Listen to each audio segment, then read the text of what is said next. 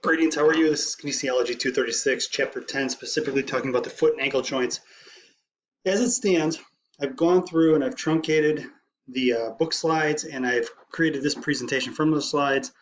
The chapter itself looks pretty small, but actually with 77 slides, this will probably break out into 2, perhaps 3 separate presentations. So, with the ankle and the foot joints, or feet, you have 27 bones in each foot. You have 19 muscles that cross, and you have many, many small muscles that all work in the feet to help us articulate those toes and metatarsals, and also help us to stay in balance, etc. So if you think back to some of the other lectures we've had in class, and a couple times we've gone down to the weight room, think through just like the different activities we've had, and I'll highlight those, whether we're standing on a BOSU, or perhaps when we did the partner challenge where we were talking running technique. You think about how your feet had to articulate with those. I don't expect you to memorize every single bone, every single muscle, but realize the functionality between these and just realize how they all kind of tie together. You certainly are not going to have to remember 100 ligaments in the feet. Now, if you ever want to become a podiatrist, yeah, absolutely right, but not here, not this class. But I'm more interested in you knowing the different levels of the feet. I'm just going to touch base on that fine motor coordination. When we talked about standing 1 foot on a BOSU, you may recall that BOSU wobbled around a ton when I first stood on the thing, or even I think it was Michael stood on it when he stood on it. And so when a student stood on that BOSU, it wobbled a bunch, and you had an impulse, if you will, a sensory response that went up the central nervous system, and then zap, another impulse came down the efferent side of the central nervous system and contracted muscles in the feet, muscles in the ankle, and up into the calf to help stabilize and minimize that wobbling in the BOSU, or from the BOSU. But that communication gets more refined. So realize those muscles in the feet can be trained. They can be trained to work on better balance, better coordination, better, if you will, dexterity. So even in a very dynamic environment like planting, jumping, throwing, catching, where our feet are firmly anchored on the ground as we deliver force into the ground for an equal and opposite reaction, some of your training and some training modalities can definitely incorporate some footwork into them.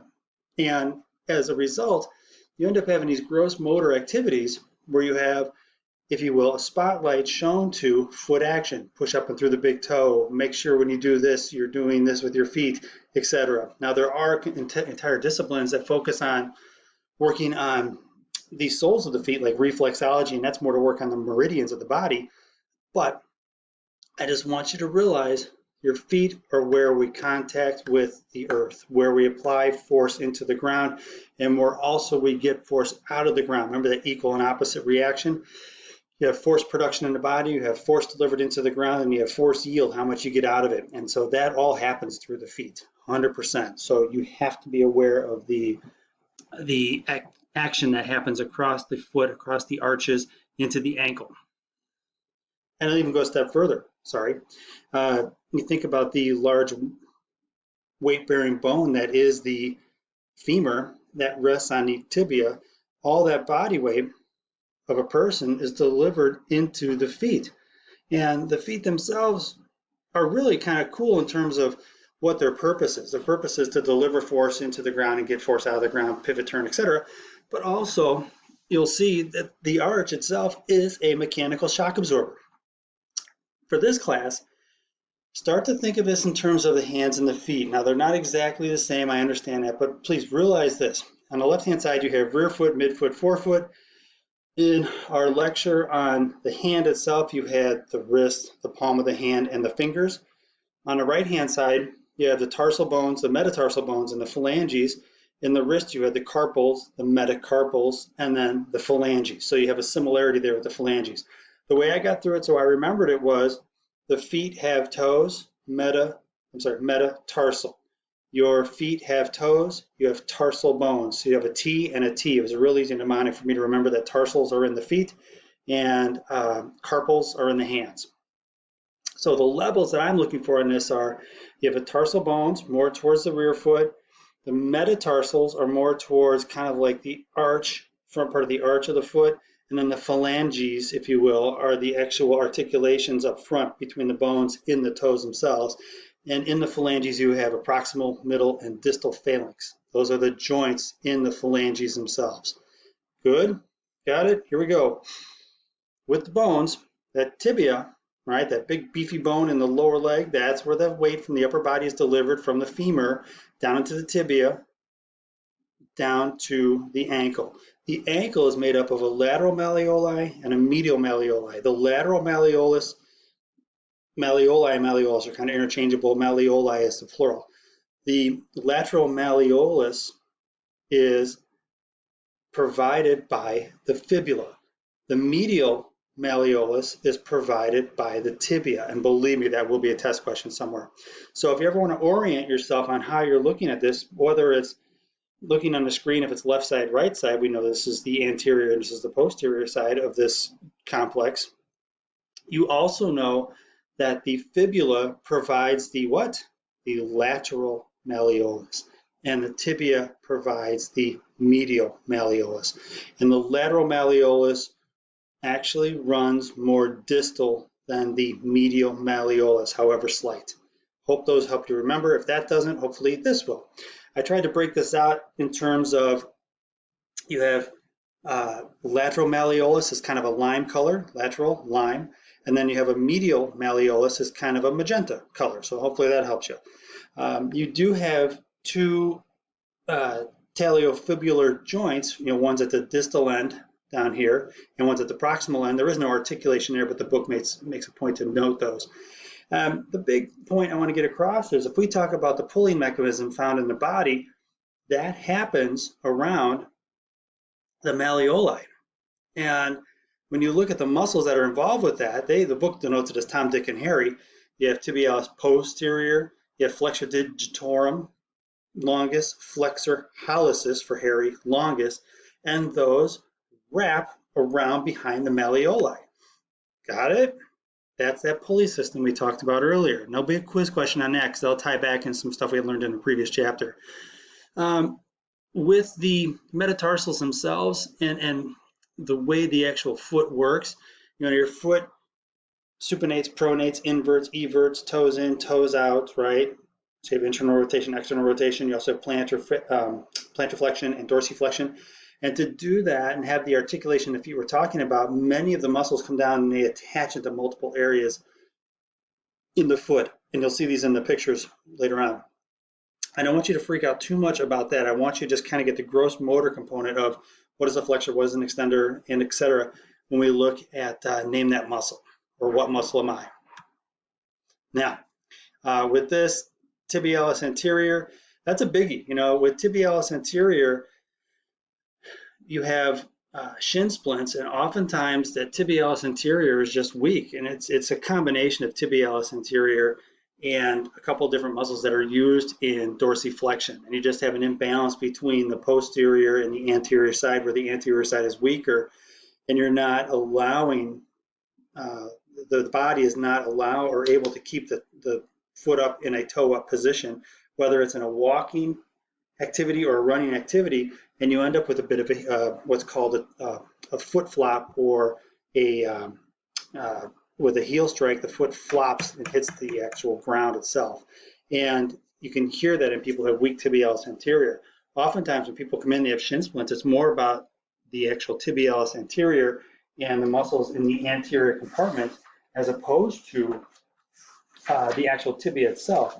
Now you can get and have actual microfractures in the tibia, and that's definitely an issue. But really sorry about the blank there, most of the issues you have when you start talking about an individual who comes in with shin splints has less to do with the tibia and more to do with extensor digitorum longus, tibialis anterior, etc. And these, I'll let this kind of flow through. I'll let you read through this. I'm not going to stress too much. There's nothing really in here that I want to focus on. So for a lot of these slides, really, it's kind of just information overload. Just realize the basics. Okay, With the tibiofibular joints, you have two. You have a proximal and a distal. I guess I could have highlighted these with some colored circles, but really the proximal, tibiofibular joint is up here, the distal's down here. Pretty easy to figure out. And you have a strong, what's called an interosseous membrane in between. And that's a fibrous material that kind of holds those two together. With the high ankle sprains, the anterior inferior tibiofibular ligament, if you can just imagine doing inversion, and you're on the outside edge of your foot as you're standing here, just kind of sitting and listening, take your foot and put it on the outside edge on the fifth metatarsal. You're putting stress on that anterior inferior tibiofibular ligament, and most of your clients will have this type of sprain, and that sprain will run with, I did this, so I took this from your slide and blew it up here so I can see a little bit better that this is the ligament. This will run together with another ligament, which is the calcaneofibular ligament, and that runs a little bit more posterior, and I'll have that on a different slide blown up. But what I did was, when you look at this, offensive linemen are taught what's a reach block, where in pass protection they have to step out with their foot, and they're taught to step with the foot and go big toe down first, and that way when they step down they have the ability to rotate out to the fifth metatarsal and not experience a calcaneofibular or anterior taliofibular ligament tear or strain. So if we let this play, you'll see two of them where this athlete right here is stepping out, big toe hits, and they're able to roll out a couple more degrees. Notice the articulation in the ankle, step, rotate. Now here's two where they step out on the outside edge of their foot. Outside edge, boom, roll an ankle. Stepping out, outside edge, roll an ankle. And so offensive linemen are taught when they do pass blocking to go big toe first, meaning they go first digit or first metatarsal. So when they step out, they can roll that foot and have 4 to 5 more inches of ability to block and not blow their ankle out, and specifically not blow out these two ligaments. Got it? If we take this a step further, I blew this up so you can see this, right? Anterior taliofibular, the calcaneofibular in blue. Hopefully that helps you see those. But those would be the two, right? And really on a quiz or an exam for this class, those would be the big two that I would look at for you guys, because quite honestly, those are going to be the big two that are going to come across in your work as a practitioner in this field. A little less common, are the ligaments on the medial side of the ankle. I'm not going to highlight these at all, but just realize sometimes you do have tears or strains on these, but it's usually on the lateral side. I thought this was pretty confusing in the book, the way they did this. They described the longitudinal arches, and they only really provided a picture that showed one arch, and that was like on the second metatarsal, the second digit. So what I did is I went purple, and you have from back here, from the calcaneus to the talus, right? And I'm sorry, the metatarsals, calcaneus to the metatarsals. I was looking at this when I said calcaneus to metatarsals.